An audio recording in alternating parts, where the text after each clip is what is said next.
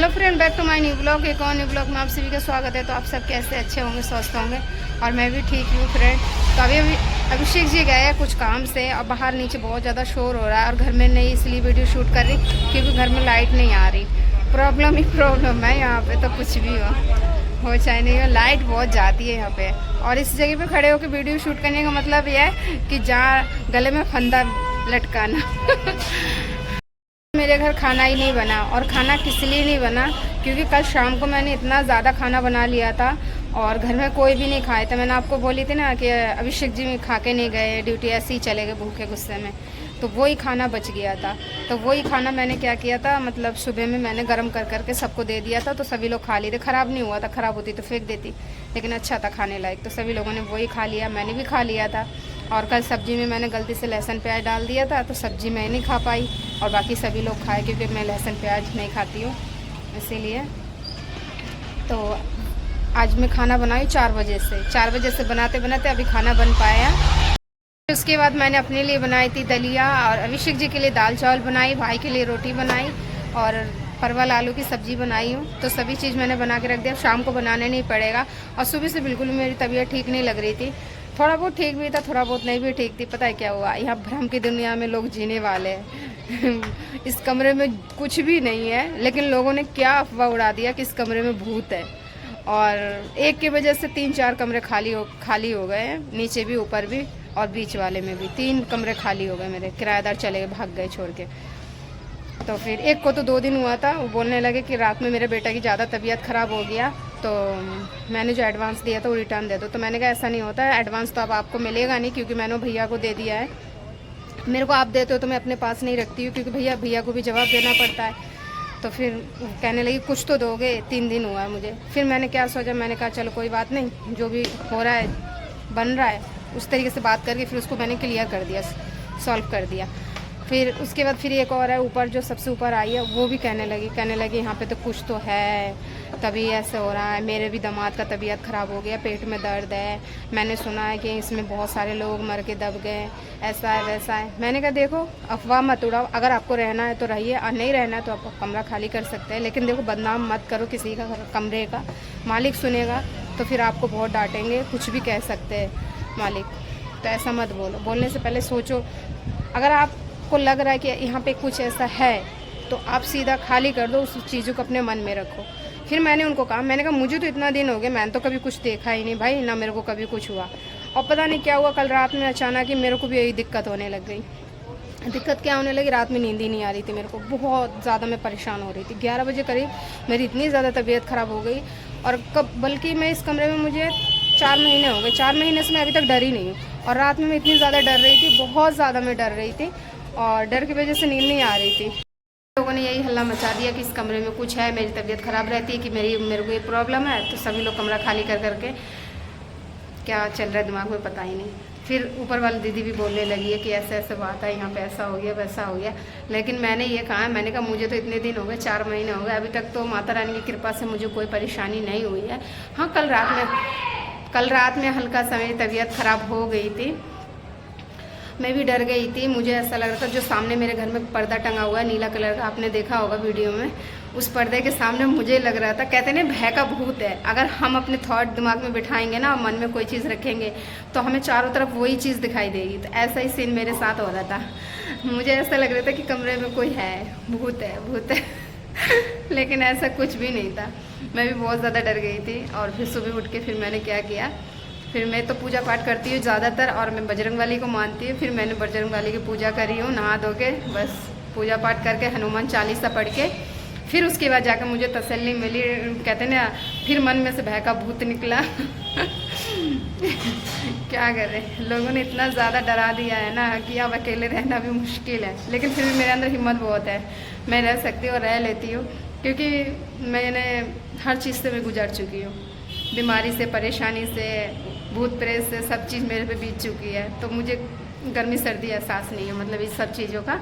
और मैं ये सब चीज़ें भी बहुत कम मानती हूँ, बिल्कुल नहीं मानती ये सब चीज़ें। अपनी आंखों देखी अगर कोई चीज़ देख लूँगी तो मैं मानती हूँ, नहीं तो वैसे मैं नहीं मानती हूँ। तो ऐसी बातें हो रही है यहाँ पे। अब देखो क्या होता है, शायद ऊपर वाली भी खाली करके जा सकती है दीदी, कोई पता नहीं है। और भाई जाने वाले को किसने रोका है, ना हम रोक सकते ना आप रोक सकते हैं। तो वही बात, जिस भैया ने कमरा लिया ना, उस भैया की कल बहुत ज़्यादा रात में मतलब तबीयत ख़राब हो गई थी। मेरे कमरे में आए थे, कह रहे मेरे सर में दर्द है, मतलब मेरे पास नहीं आए, मेरे हस्बैंड के पास आए थे। उनसे बोल रहे थे, उनका दोस्त है ना, तो फिर बोल रहे थे मैं ड्यूटी नहीं जाऊँगा, मेरे सर में बहुत ज़्यादा पेन हो रहा है। तो फिर इन्होंने कहा एक दर्द की गोली खा ले। कह रहा दर्द की गोली तो मैंने खा ली, लेकिन मुझे कोई आराम नहीं मिल रहा। फिर रात को 11 बजे उनकी बहुत ज़्यादा तबीयत ख़राब हो गई, मतलब इतना ज़्यादा सर में पेन हो रहा था कि मतलब उनको सांस लेने में बहुत ज़्यादा दिक्कत हो रही थी। और फिर उसके बाद उन्होंने क्या किया, अपने मतलब चाचा को ना मामा को किसको फ़ोन किया, कोई होगा उनका रिलेशन में। फिर वो आए, वो भगत है, उन्होंने आके उनको झाड़ा लगाया। झाड़ा लगाने के बाद उनका जो भी तकलीफ हो ख़त्म हुआ है। उनकी तो आँखें इतनी लाल हो गई थी, बहुत भयंकर आँखें हो गई थी, बड़ी बड़ी लाल लाल। मेरे को भी डर लग रहा था, क्योंकि रात में हमारे यहाँ आए थे, बैठे थे, क्योंकि ड्यूटी नहीं जा रहे थे। फिर अभिषेक जी ने फ़ोन किया कि ड्यूटी क्यों नहीं जा रहे, मैं अकेला कैसा काम करूँगा।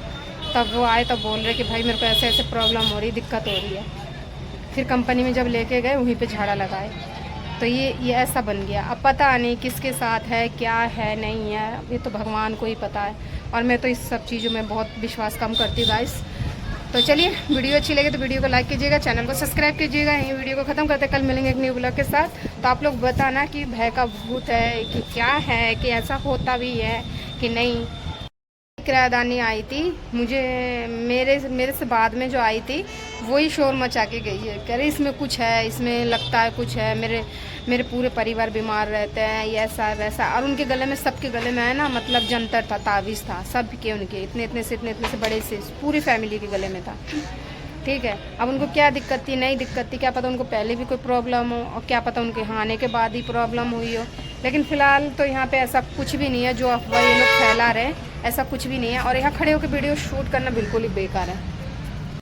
मैं आपको बोल रही थी ना कि मेरे हस्बैंड का उस लेडीज़ से चक्कर है, वो भी हल्ला मचा रही है बहुत ज़्यादा, वो सबसे ज़्यादा हल्ला मचा रही है। अब वो पता है कहाँ रहती है, मेरे ऊपर वाले में रहती है, मैं बीच में रहती हूँ, वो सबसे ऊपर वाले में रहती है, ऐसी आदत है।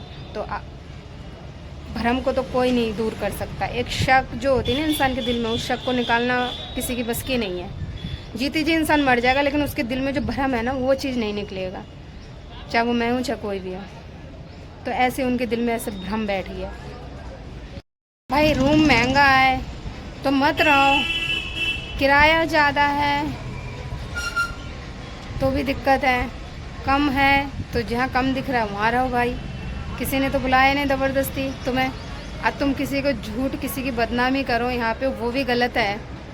अब तुम्हें नहीं रहना है, तुम्हें लग रहा है कि रूम हमारी बस की नहीं है, हम इतना किराया नहीं दे पाएंगे, तो भाई खाली करके चले जाओ, कोई दिक्कत नहीं है।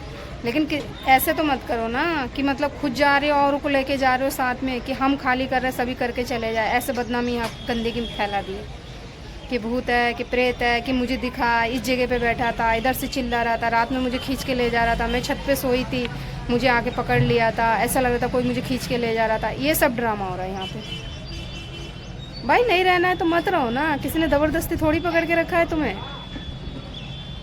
अगर यही बात अगर मालिक के पास पहुंचेगी ये खबर, तो बताओ कितना तकलीफ़ होगा उन्हें। तकलीफ़ होगा, वो तो ऐसे इंसान है ना, आर पार कर देंगे वो सीधा।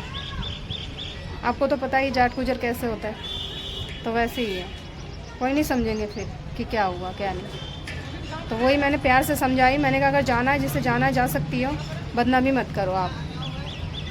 तो 3 तो चली गई है, आज फिर एक किराएदानी आई है, अभी सफाई करी है मेरे बगल वाले में, और एक सामने वाले में कल आ रही है। देखो कहते जाएंगे तो आएंगे, भाई जिसे ज़रूरत होगा वो तो आएगा ही। और जिसे लग रहा है कि हाँ नहीं हम इतने किराया है नहीं दे पा रहे, तो वो बहाना तो यही लगाएंगे ना कि इस जगह पे भूत है, चुड़ैल है, आत्मा है, भटक रही है, यही सब बहाना लगाएगी, क्योंकि उनकी बस की तो है नहीं इतना किराया देना। और यहाँ पे इतना किराया देना अकेले की बस की नहीं है, जिसके 2 कमाने वाले हैं वही रह सकते हैं, अकेले की बस की नहीं है। भैया 12,000 13,000 सैलरी उठाएंगे, उसमें से हम 5-6 हज़ार रुपये हम रूम किराया ही दे देंगे, 3500 रूम किराया होगी, या 500-600 रुपये बिजली का बिल हो गया, 4,500 रुपये इतना चला ही जाएगा, 4-5 हज़ार। तो बताओ उसके हाथ में बचेगा क्या? 10-12 हज़ार रुपये सैलरी उठाता है। तो इसीलिए इंसान ये तो नहीं बोलेंगे, लेकिन बहाना क्या लगा दिया कि यहाँ पे आत्मा भटक रही है कमरे में। इतने बेवकूफ़ लोग होते हैं आज के डेट में। इसीलिए किसी के साथ अच्छाई मत करो, अच्छाई भी मत करो, बुराई भी मत करो, जो जैसा है उसको उसके हाल पे छोड़ दो।